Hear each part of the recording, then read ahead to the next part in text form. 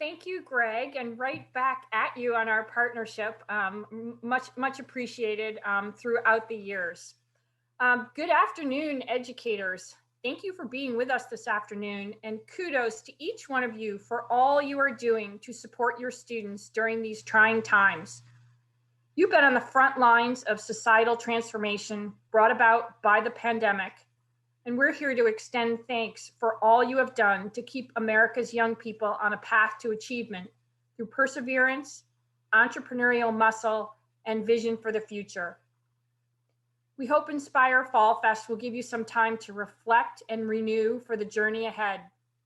I also want to recognize our partners and stellar team at Young Entrepreneur Institute for living the values of the entrepreneurial mindset and pivoting the conference to virtual in this unusual year filled with challenges. So thank you to the YEI team. The world of work has shifted dramatically before our eyes in just a few short months. The pandemic has forced us to reshape our thinking on education, workforce development, talent attraction and retention, and personal goals.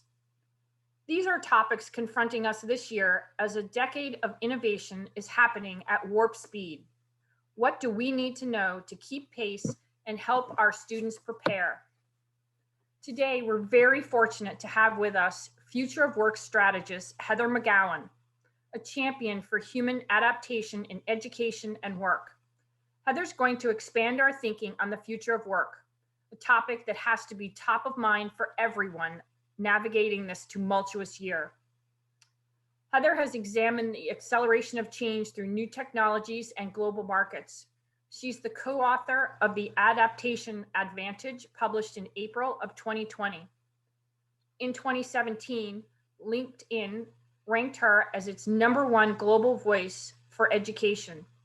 New York Times columnist Thomas Friedman describes her as the oasis when it comes to insights into the future of work.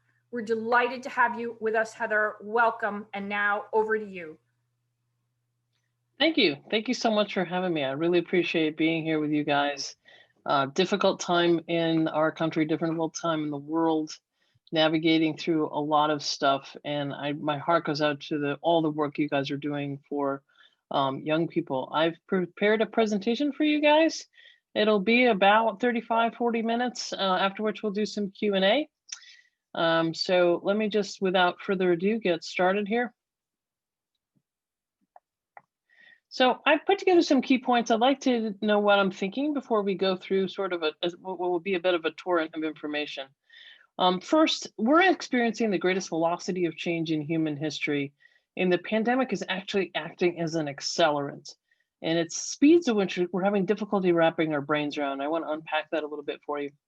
The second point is that the future of work is learning and adaptation. I've been saying this for more than 5 years.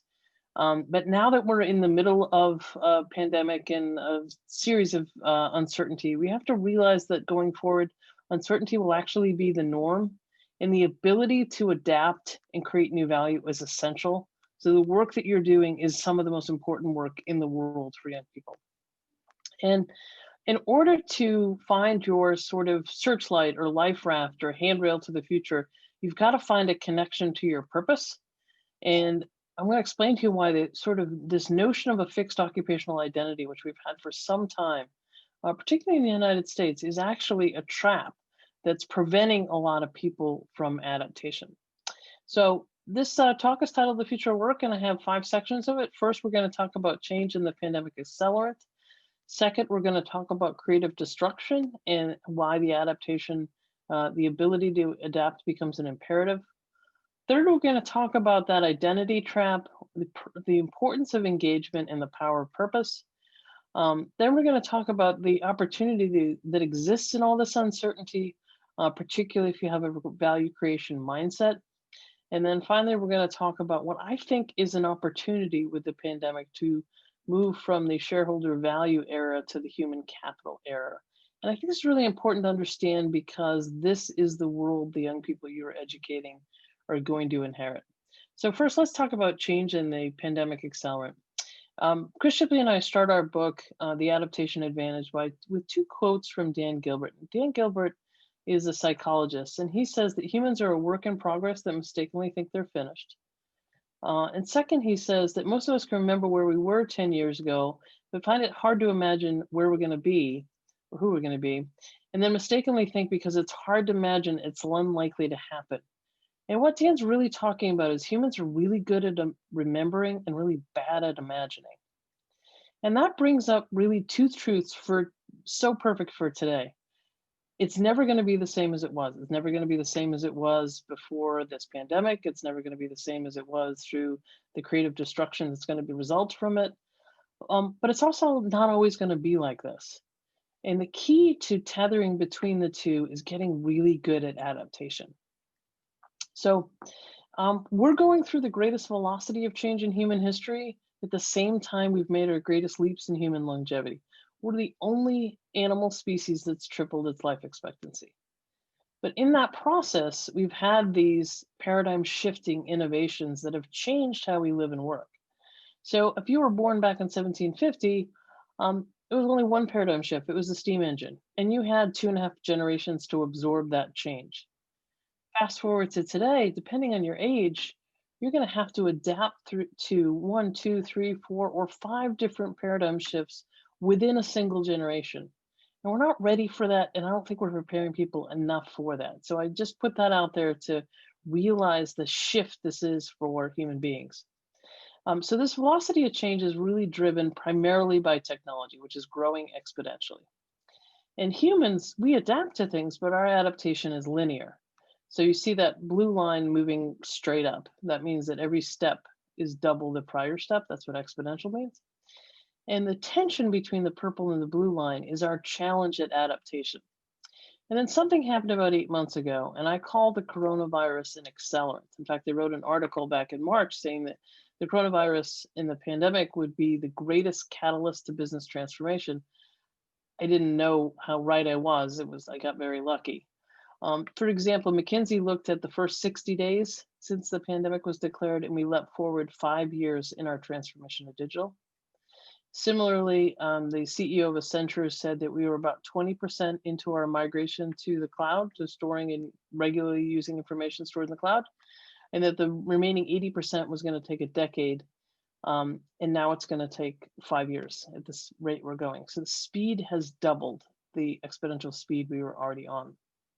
And even if you just look at the first 14 days since the World Health Organization declared this a global pandemic, and I call that BC, before coronavirus, if we look and just stop and think for a second at how we've changed who works, what we do, how we do it, and where we do it, we've done a tremendous amount of adaptation. Humans are really good at adaptation. This happened to be a forced social experiment that made us do it, but just looking at where and how we work, we can all, many of us who have digital jobs or digitally enabled jobs, we can work, learn, or see a doctor from home. There was a lot of resistance. I worked for 3 different university presidents over a decade. Each one of them told me this course won't go online, or this faculty member won't teach online. I know there was resistance in work I did consulting in the medical industry about HIPAA concerns about seeing telepresence was dragging beyond, and then advising senior executives. So many of them would tell me, I'm not really comfortable having a distributed team. I only want to hire people who can work in New York City or Cleveland, Ohio, or Seattle, Washington, or whatever it may be. And now I talk to all of them and they're like surprised at how well it's going. So for the work you guys have already done, you have to step back and congratulate yourself. I know it's not easy. I know it's not perfect. I know it's frustrating. I know you're exhausted, but you've done a tremendous amount of adaptation for your students and in some ways for yourself. For those who cannot have the kinds of jobs we do, work is suddenly dangerous when it wasn't before. You have to wear personal protective gear to work in a grocery store. Our frontline workers, particularly in healthcare, are taking increasing risks. So we have their gratitude, we have our gratitude for them, which I hope never subsides. Everybody in any company has reworked the process. This event was reworked. It was supposed to be a live event. Everybody's adapted on that front. In the early days of the pandemic, people pivoted product lines to make enough hand sanitizer and ventilators and personal protective equipment, companies are still pivoting their product lines to make for supply chains that were broken. Any of you guys out there who are not only teachers but also parents, you've got two full-time jobs. Parents out there, and this disproportionately falls on women, and we've got to do a better job. You have got to be exhausted, and we've got to be doing more for you. I say this to every single group I speak to, not just educators. We've got to do a better job for both our teachers and our parents, because this is exhausting. You're carrying a generation forward, and for that, we owe you our gratitude. The leaders that are doing really well out there, I think, are establishing trust and psychological safety. Psychological safety is just setting the conditions on your team so that people feel comfortable saying, hey, I have a question without being penalized, or hey, I need help without being, in trouble for it. It's setting the conditions so people feel safe to be honest about where they are. So this is a tremendous amount of stretching in a very short period of time. When people say to me, well, what are we going to do after the pandemic? How are we going to go forward? Or how are we going to go back? We're not going to go back. We're only going to go forward. And we're going to go forward with telepresence as a norm, as an option. That doesn't mean all teaching is going to be online, but it's an option. Doesn't mean everybody's going to work from home, but it's an option. Trust, those who establish trust right now are creating a tremendous amount of equity, social capital. And transparency. If you work in an organization and you're only dialing into Zoom, you don't know what's happening in your company, you don't feel a part of it. So it's really important to have that kind of transparency. So that brings me to poll question number 1. So I'm going to read it out to you. How much has your world changed since the global pandemic was declared? 1, what changed? I always worked from home. 2, some change. I always worked or taught from home, but sometimes, but now I'm 100% work from home. Pretty significant change, massive change, or none of the above scenarios apply to me. So I'm going to give you guys a few seconds to see if we can get to, I usually wait till we get to about 80% of respondents. That's usually a good enough benchmark to see how everybody's feeling.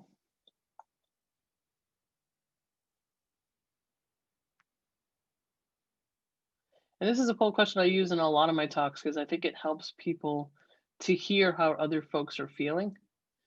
So I think we're about there. So I'm going to ask that we end the poll and share the results with you. So it looks like about half of you find this as a pretty significant change, and a third of you find this a massive change.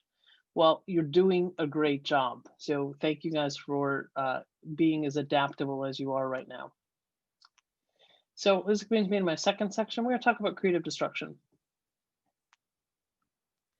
So this is research by the late great Clay Christensen. I'm sure you guys are aware of him. He coined the term disruptive innovation. He's written a number of books on innovation. He recently passed away, but his company is called InnoSight, and they do research into a number of things, but this is some of their most landmark research into how the lifespan of a company is shrinking. And they use the S&P 500, which is just a public market index, to help people understand. So back in 1965, the average time a company was listed on the S&P 500 was about 33 years. In 2016, the last time they calculated it, it was 24 years, and they expect it to be 12 years by 2030. I'm going to guess we're going to get to that 12-year landmark by 2022 or 2023, because this creative disruption has been accelerated by the pandemic. And why is this? Companies aren't lasting as long. Here's a handful of them that have just gone out of business, been acquired, or ceased to exist in some cases on the S&P 500 in the last few years. Also, 52% of the Fortune 500 companies went bankrupt, were acquired, or ceased to exist in the last 15 years. We're seeing this a lot happen in retail. It's kind of the Amazon effect. It's happening in other places as well, but you guys can probably recognize that. And also, you can look at it from the product standpoint. Now, I'm a child of the 80s, so the Walkman was the coolest device when I was a kid, but it took 31 years for the Walkman to reach 400,000 units. The iPod did it in 13 years, and the iPhone did it in under 3. So that's showing you how products are scaling much faster. Not only are they scaling much faster, their lifespans are shorter too. Now, the iPod technically still exists, but what Apple did was they launched the iPhone when the iPod was still in its massive ascension. And the message here is disrupt yourself before somebody else does. When things are going really well and feel really good and you feel really comfortable, that's when it's probably time to make a change. And I show you guys these examples from the length of companies and the lifespan of products in terms of how quickly they disappear and how quickly they scale, because that's how we have to think about ourselves as well. So our brains work in two modes. This is research from Dr. David Eagleman from Stanford. He's a neurologist. He said we work in exploration and exploitation. So if you think about it like an animal will explore to find a source of food, like there are good berries in the bush over there, and then they will exploit that source of food until it's depleted. Well, businesses work the exact same way. If you look at kind of the classic S curve, you explore to find a new business model or find a new product or find a new service. And then once you find one that you think has traction, you scale it until it is either replaced by something else or it's no longer relevant. We have spent a lot of our focused attention on that exploitation phase. And a lot of our education systems are gearing people to essentially work in exploitation, reducing risk and scaling things. That's problem solving and scaling, and it's algorithmic thinking. If this, then that. If this, then that. It's not about dealing with ambiguity and uncertainty. Problem finding, which is what is the problem I should be trying to find? And how do I frame that challenge so that I can find the right solution? Take something called searchlight intelligence, and that's scanning the horizon and connecting dots. And it's exactly what is at the heart and soul of entrepreneurship. Essentially, we need more folks to work in entrepreneurship because the old economy S curve used to look like this. Increasingly, it's looking like this because those S curves are shorter and they're closer together, as evidenced by the lifespan of the companies and the lifespan of products. So people are launching new products, new services, and new business models really quickly. So we need more folks to get comfortable working in exploration. And the kind of mindset that most folks have is what I call the old promise when they think about their own career or their children's career or educating kids. And it's this kind of life expectancies in the 70s. Life exists in these three bands: education, career, retire. Whether you go to university or not, it's just the first 30 of your life, sufficient to get you on the career ladder, and by design, collect a pension and die a year later. We were successful here if we codified and transferred the right predetermined skills and existing knowledge in you. All that means is you want to be an X. Well, here are all the skills to be an X. And then your whole life is going to be being an X. Except that's a really false promise because now it looks like this. Life expectancy may not be 90 for everybody yet, but it will be soon. Education becomes learning to imply there's no end state. Work becomes leverage to signal that work and learning are a combined act. And longevity becomes a reality because we didn't plan for, save for, nor can most of us afford a 30-year retirement. It's not good for us cognitively or psychologically to disengage. So it looks more like this. We remain engaged later in life. And the new formula that I've been pushing for 5 years now is we've got to develop people who can learn, adapt, and create new value. It's a really easy thing to say. It's a really hard thing to do. I feel like it's the heart and soul of what you guys are doing out there. People say to me all the time, you're a future work strategist. What's the skill of the future? What's the one thing my kid needs to do? Or I was just laid off. What is the thing I should study? What's a skill I should acquire? And I say, you're going to have to, over the course of your life, learn, unlearn, relearn, upskill, reskill. And the key to doing that is connecting to a sense of purpose. It starts with understanding what you're curious about, starts with understanding what you might have some passionate about. And ultimately, finding your purpose is not the domain of the trust fund babies, which it used to be.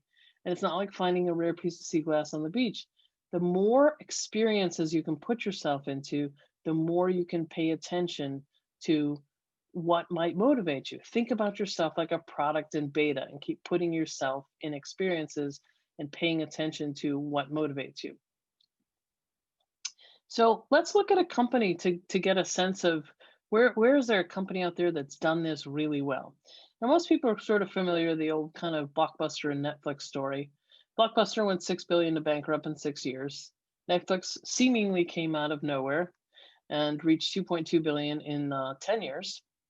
And that's where most people finish the story, but I think that's where the story actually begins.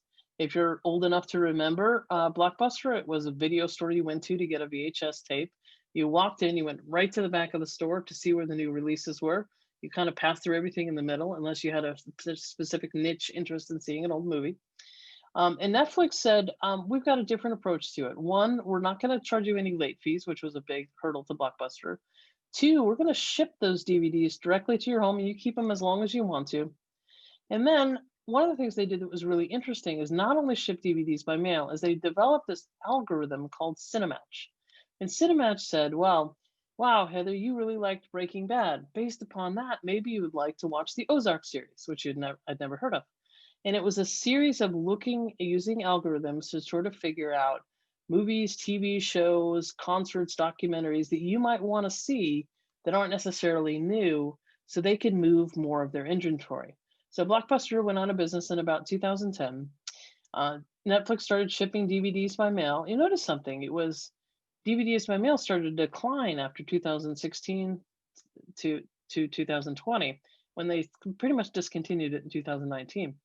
Why was that? Because the cost of streaming devices and the prevalence of broadband made it possible to launch domestic streaming and then international streaming.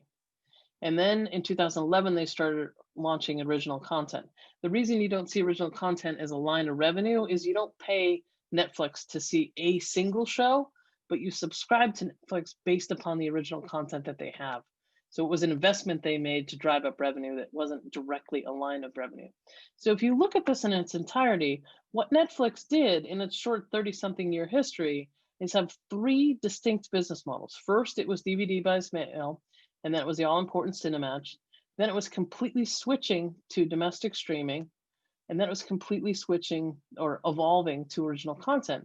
So if you worked at Netflix and your expertise was shipping DVDs by mail and making sure they weren't broken, you could only last at Netflix for about 10 years before your skills weren't needed anymore. But if you could continue to learn and adapt, you might be able to evolve through multiple business models at Netflix. Also, Netflix didn't just pay attention to what they were good at. You'll notice when their business really started to take off in DVDs by mail, which is about 2012, they disrupted themselves. And that's how we have to think about ourselves. We also have to realize that failure is learning. Amazon is, if it's not, I haven't checked today if they're the most valued company in the world, but they're up there and they're in top 5 anyway. And I think they're number 1 or 2.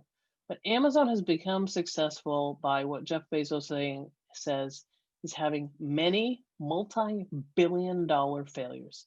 The Kindle Fire phone is one of the biggest product failures of all time. They launched it and killed it quickly. Then they did Amazon Wallets, which was, now it's been replaced by a number of different things, but it was a digital credit card situation. When they bought Whole Foods, they thought that there was a niche market to launch a line of Whole Food markets called 365, geared at millennials and Gen Z, found it wasn't profitable.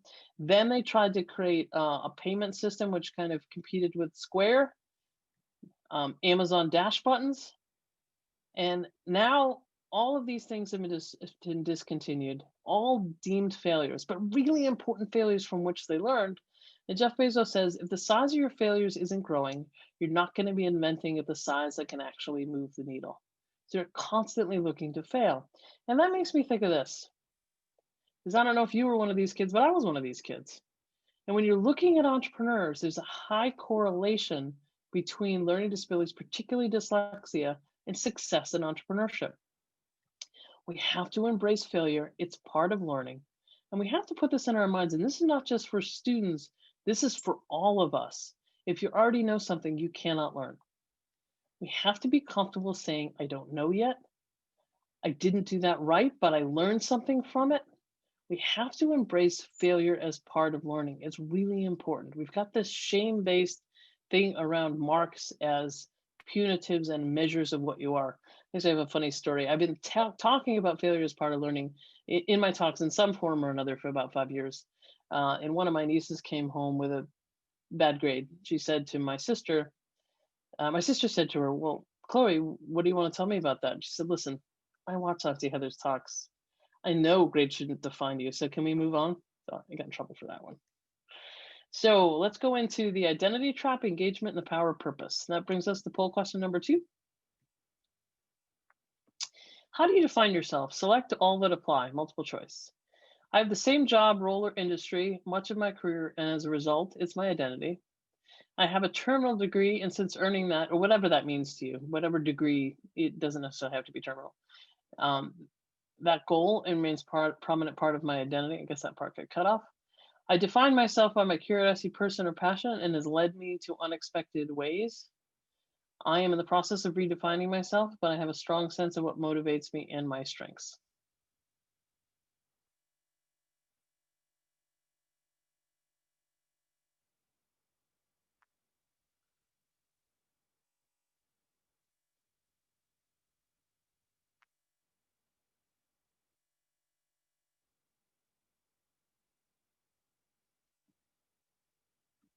Okay, I'm going to share the results. It looks like the majority of you that started off at about 70 or 80% are defined by your curiosity, purpose, and passion. Not surprising for a group of people who educate entrepreneurs.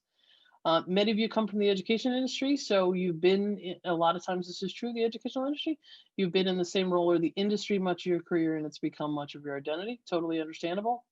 And those 32% of you, process of identifying, redefining yourself, you're out for a great adventure, and maybe we can talk about that during our Q&A session.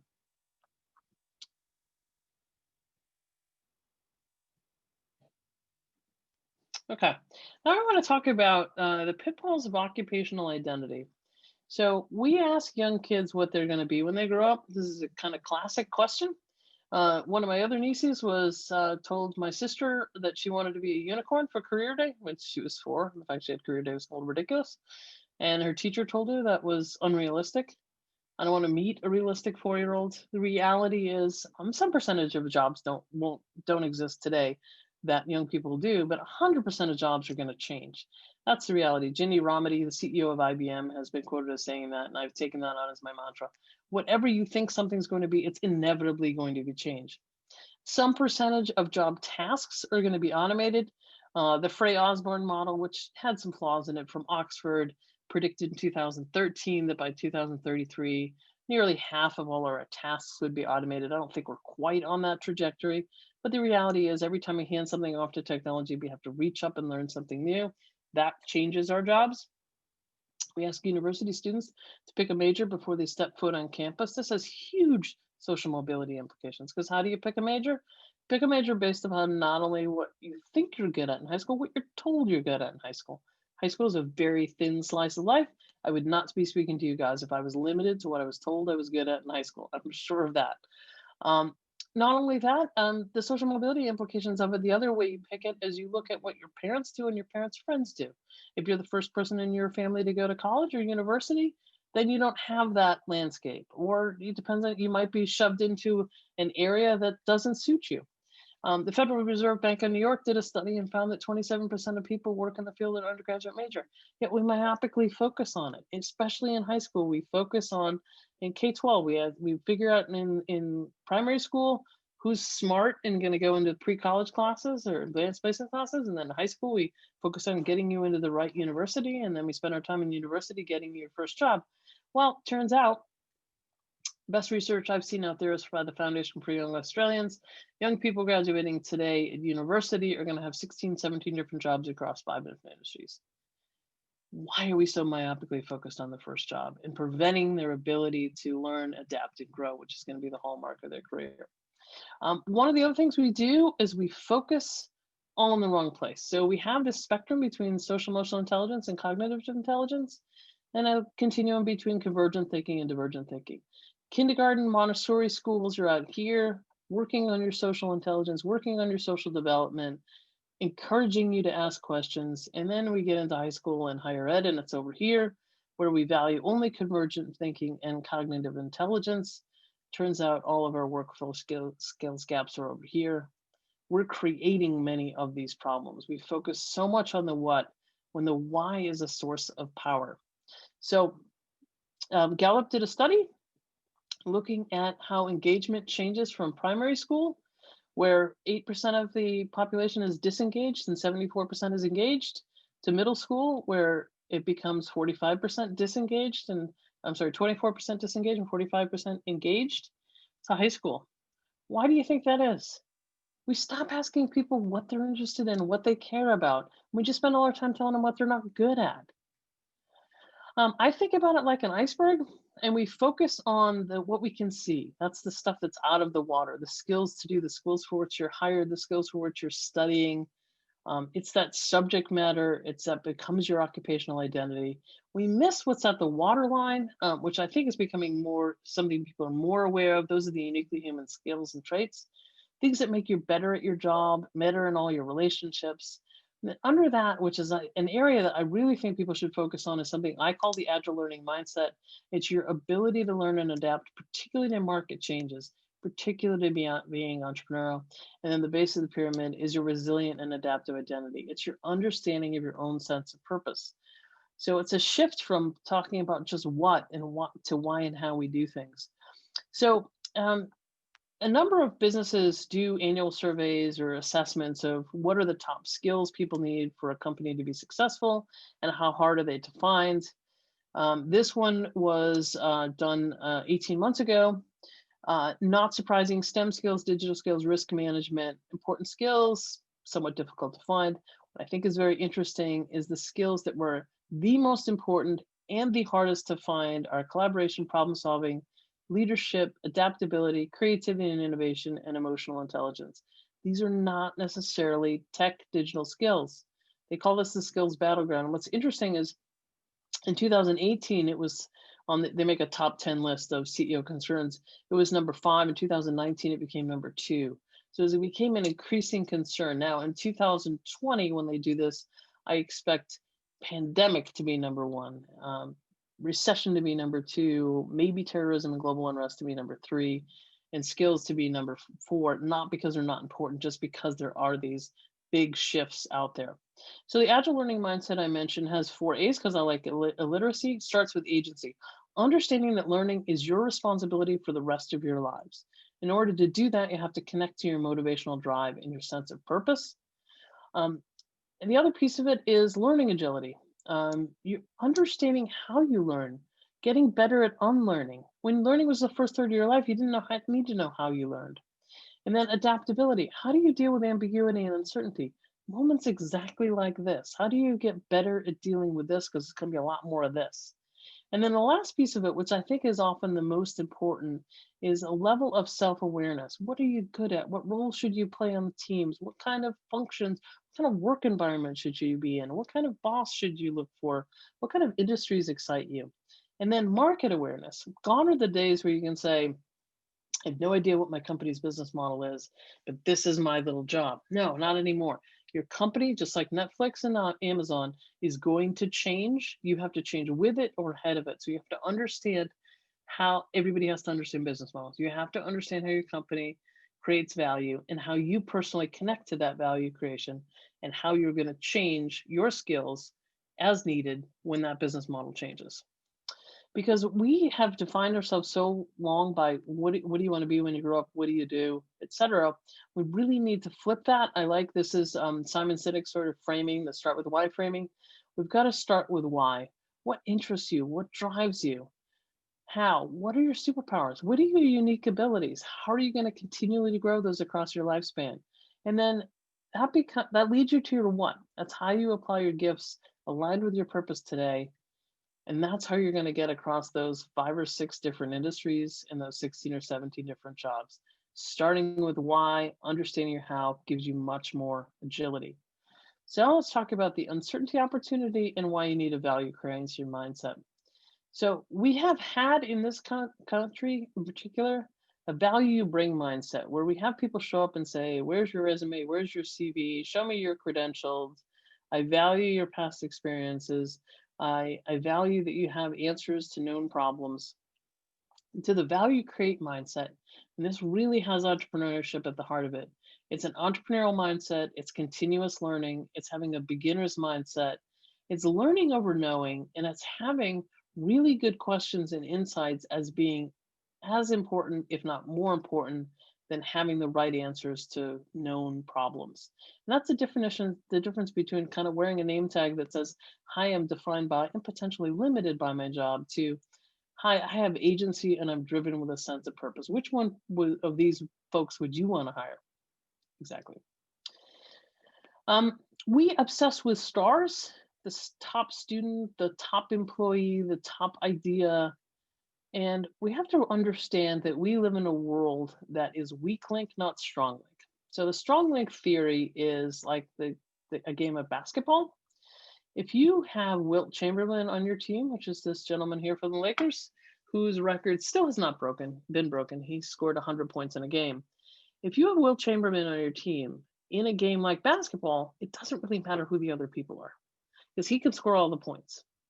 But if you were lucky enough to have Megan Rapinoe on your team, she's the purple-headed soccer star there who helped us win the World Cup last year. I think it was last year. She needs all her other players because the ball goes through so many different people's feet before it hits the goal.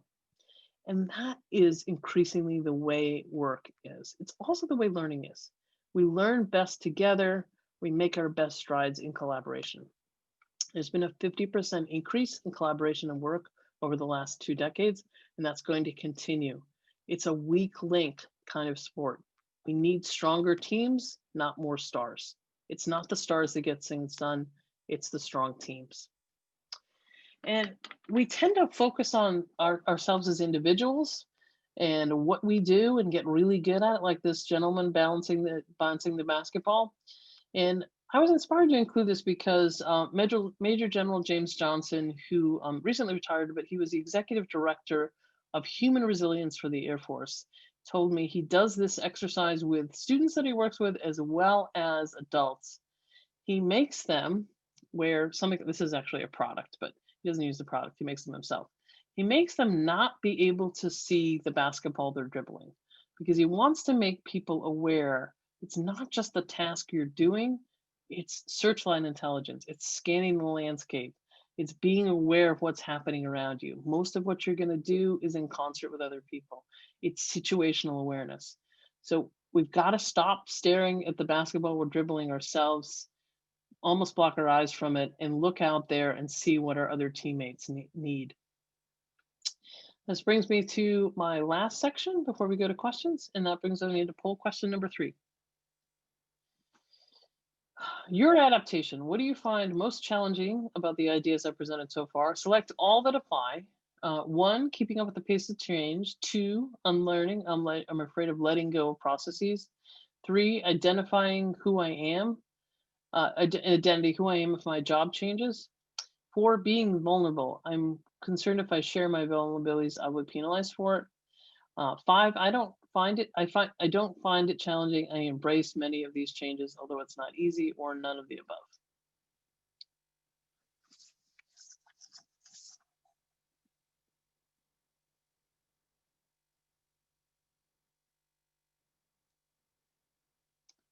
You guys are really fast at answering poll questions. This is great.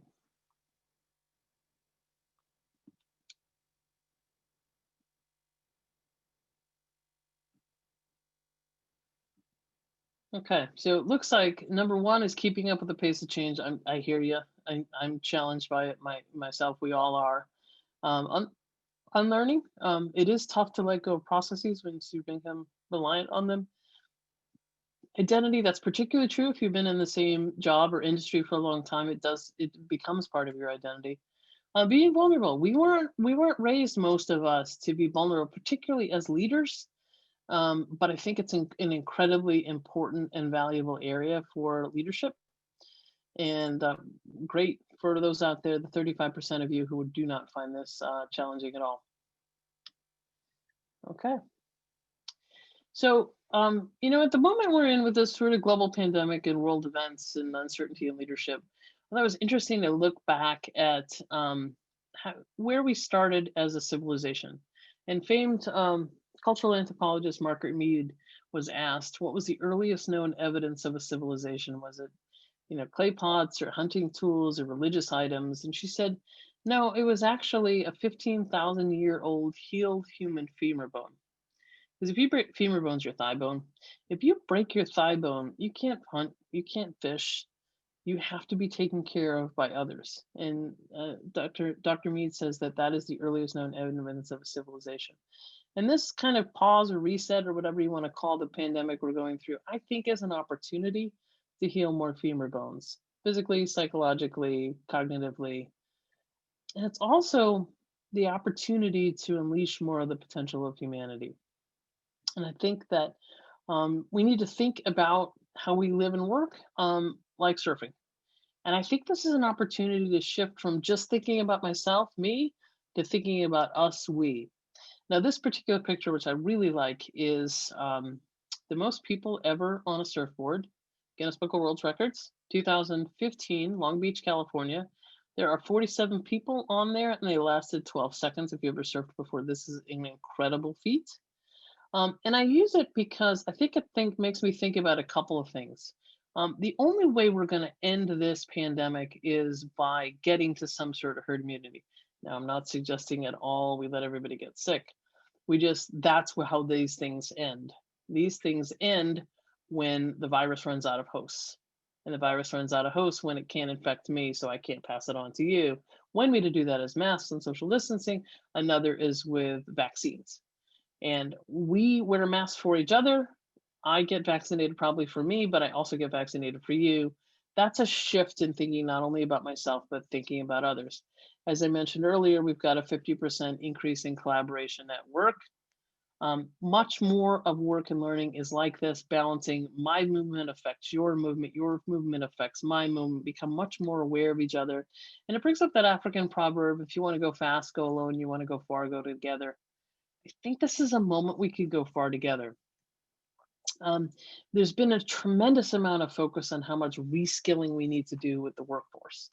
And I think it's important to think about it, even though you're educating people who are not yet in the workforce, because reskilling is now going to be a norm, but it's going to be more like this. I think of reskilling as just updating off software on your phone. It's going to be a way of life. Right now, the World Economic Forum says that we need 50% of our workforce to reskill by 2025. That's just over 4 years away. That's insane. And that is accelerated by the pandemic. I believe we have to think about this era we're entering as the human capital era, where we need to focus on 100% of our society investing in getting the most out of humans, and not necessarily just by codifying and transferring predetermined skills. So it's just saying, oh, we need more coders, or we need more data analysts, or we need more cybersecurity experts. Where is it we can invest more in developing the uniquely human skills?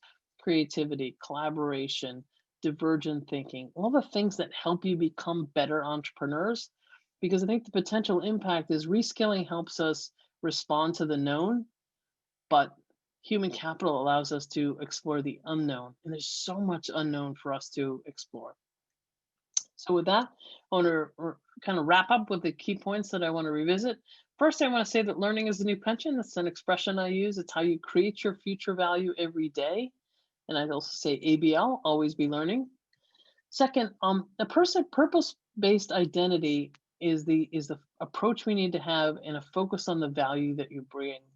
The will to acquire multiple skills and create new value is the mindset we need to instill in folks. And I do think the pandemic is an opportunity. I think the human capital era is upon us. I mean, I could go into a whole deep dive about how we're leaving the shareholder value era and we're entering the human capital era. But I am very optimistic about what humans could do and will do, particularly this next generation that you're educating. So with that, I want to wrap up. Thank you very much for your time, and move into any questions that you have. Heather, thank you so much. It's learning is the new pension. I love that. ABL. You've given us so much to think about, and now I want to invite educators to ask their questions and think about how to connect with all the things that you've shared with us today. I would like to invite Quilina Jordan to lead us in this conversation. Quilina is an entrepreneur turned educator who teaches business management and entrepreneurship as a part of a career tech program at her alma mater, Shaw High School in East Cleveland. She also serves as Ohio's master educator for the Network for Teaching Entrepreneurship, NIFTY. As an educator, her mission is to equip young people with the knowledge, skills, and abilities to define their own wealth without sacrificing their humanity. I love that too. Quilina, I turn it over to you.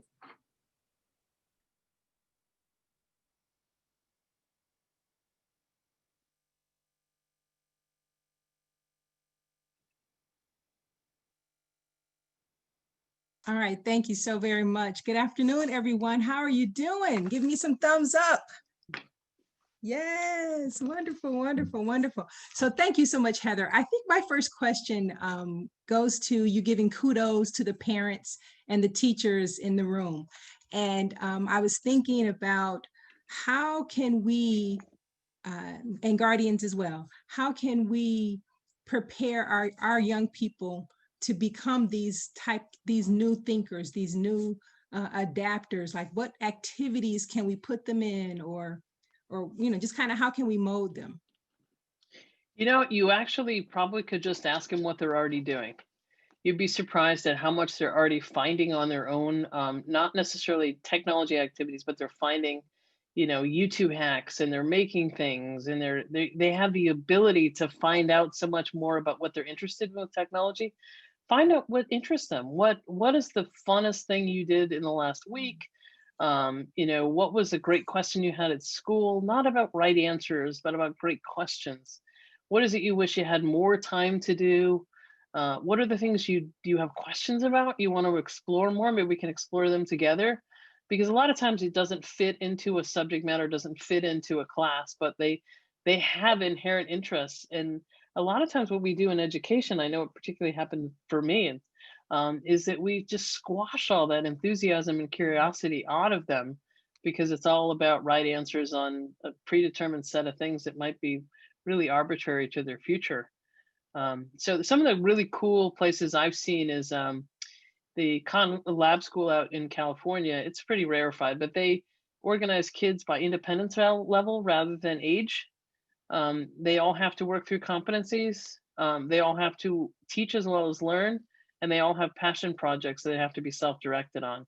So that kind of approach, where as much as we can do it within the confines of our, accreditations and regulations and all that sort of, and borrowing your time, just ask them what they're interested in. All right. Thank you very much. I also would like to just invite our guests and our audience to post any questions they have in the chat, and we can get to those as well. And I think my second question is still going to kind of be along the lines of, what can folks do? I'm thinking I've been teaching, I guess, almost about 15 years now, and I've been in this position for a minute, and I try to grow professionally, but I wonder at times, what things can be done from administrators to create a culture for teachers to learn, for entrepreneurship educators to grow, kind of versus that required PD that everyone gets every year. Yeah, and one of the things I have to say every time I speak to educators at every level, from K-12 up through universities, is you guys aren't normal. That's the first thing to realize. Most people do not spend an entire career in an industry or in a same school district or in a same job, or go into the field that they might have studied undergraduate. That's not the norm. So most of the people you're educating are not going to have the experience you have. So you have to think about, how do I help them become more adaptive or resilient to change? And so I think sometimes with teachers, rather than to send them to one more conference to do this or that, have them go out and have a work experience, an externship to go into a company, even if it's only a few days, or go in and experience what the world outside of school is like, what the realities they're going to face that their parents are facing. Maybe your spouses or your partners or the people you live with have these experiences. Maybe not. Maybe you're living with another teacher and you both live in the teacher world. It's different out there outside of the field of education, and it's important to understand that difference. So I would encourage you to be really creative about, I built a college focused on innovation at a university I was about 10 years ago.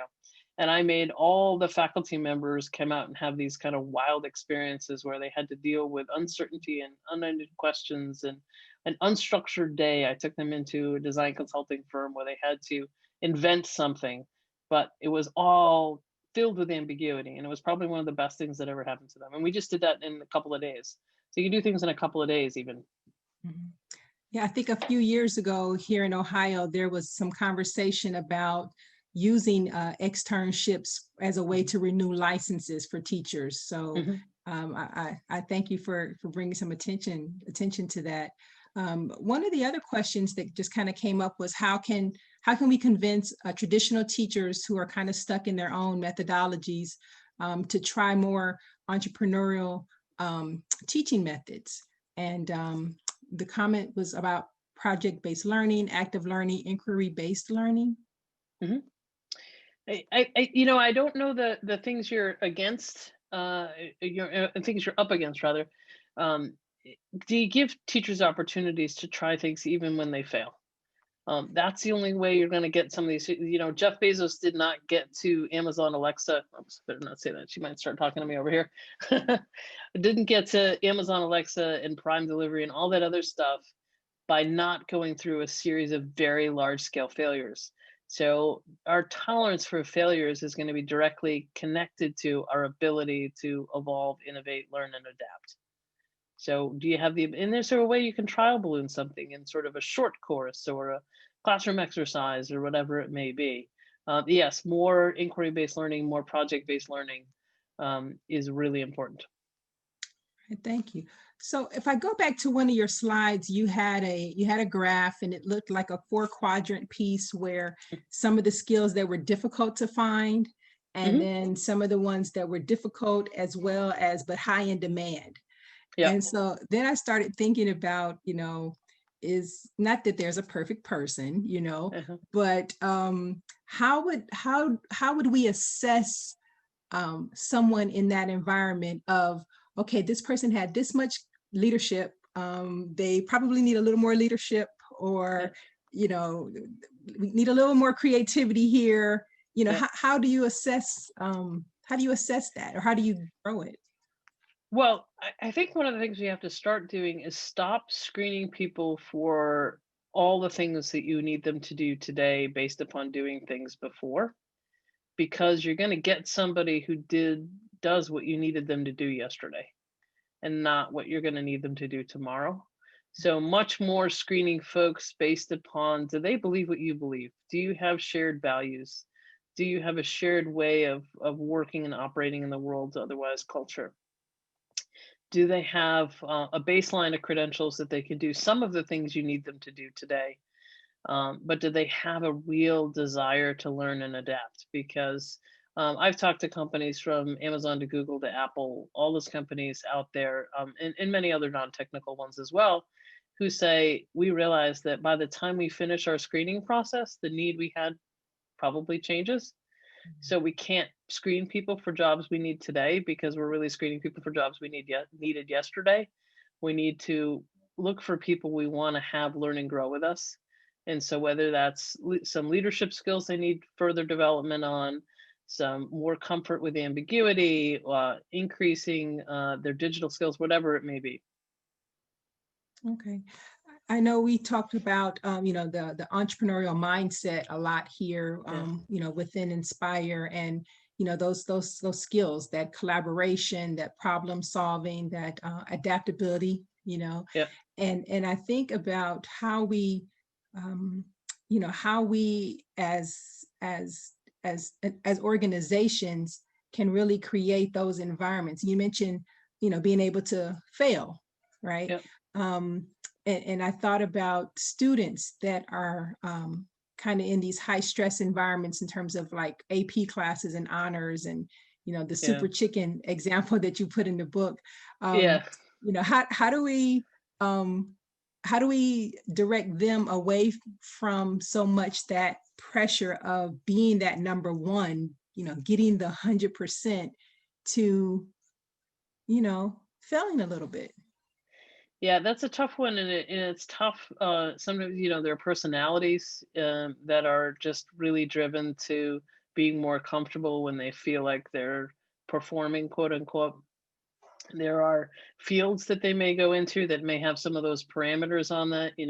Students who may want to go into the sciences and they know they're going to go to graduate school, and you only get into graduate school if you have a certain GPA in undergrad. There are certain, I can't deny that there is a force continuum out there. My own undergraduate degree is in industrial design, which is really design thinking and design strategy, we need to infuse a lot more into that because design thinking and entrepreneurship go hand in hand.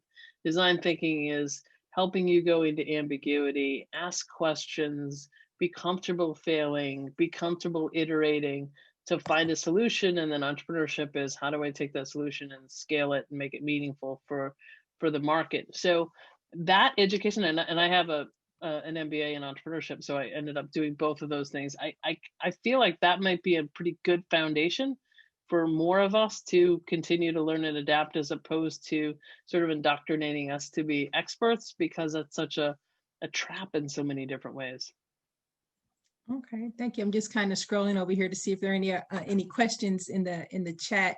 I saw that someone said, yes, I agree that failure is learning, but failure is just not approved in most education systems. So how can we suggest approaching administration to embrace failure in a system and culture that is designed to avoid failure? I mean, we're not losing money, if someone fails. So, what really are the big risks? Yeah, we incentivize people to have X number of people at X level by some artificial marker, right? You've got all the standardized tests out there. It doesn't tell you anything really, because a lot of times the students are passed through so that the school still gets funding and all the games that go on. Why don't we make an honest assessment and fund people based upon movement? How far can you move somebody? You were here before, now you're here. That kind of concept of not yet, as opposed to no, as opposed to failure. I mean, there were studies that I read about a few years ago on when students are left to find the right answers on math problems and to struggle through failure, they become much better learners, much more resistant, much more resilient, not resistant, and much better at tackling harder challenges in the future, which is what we want to develop. We're going to develop folks that have answers to known questions and only know how to say, is this going to be on the test? We want people who can struggle through challenges and deal with not yet and push through it. Okay. I see Mark has a question about interest inventories and surveys. And I know that at least here in Ohio, we have Ohio Means Jobs, which is a great resource to do career clusters and those kind of things. How do we address the cultural issue of, I think you mentioned it when you said, if you're the first to go to college, or just your circle is small and you just don't know about the jobs that exist, what can we do in those situations? We need to expose people for, I know we need to learn the fundamentals in school and all that, but we need to expose people to more experiments. Like my own experience, I majored in industrial design. That's a field I had never heard of. I just happened to go to a place that had it and I stumbled upon it. I mean, how many folks is that true of you? Or did you just follow what you were told you were good at in high school? It's a real problem because we're losing a lot of human potential. We're losing a lot of people who do not know that there's a whole host of things they could be good at, they haven't been exposed to, and there's this feeling of being defined by your failures in a system that's focused on failures, as opposed to inspiring folks to connect to things that motivate them. So the more we can connect folks to more experiences, and I know those screening things, the only challenge I have with some of that screening stuff is it tends to set people on a path thinking this is what you're going to be for the rest of your life. We really got to instill people with the reality that you're going to do many things. You're going to work most of us work in many industries. Most of us have many roles. And your success is going to be your ability to adapt between those, not as much your ability to ride a career escalator up that may not be there because jobs are just changing too much. The world is changing too much. So great to use screening tools to expose people to things they may not be exposed to in high school, but dangerous to set them on the path that this is what you're going to be when you grow up.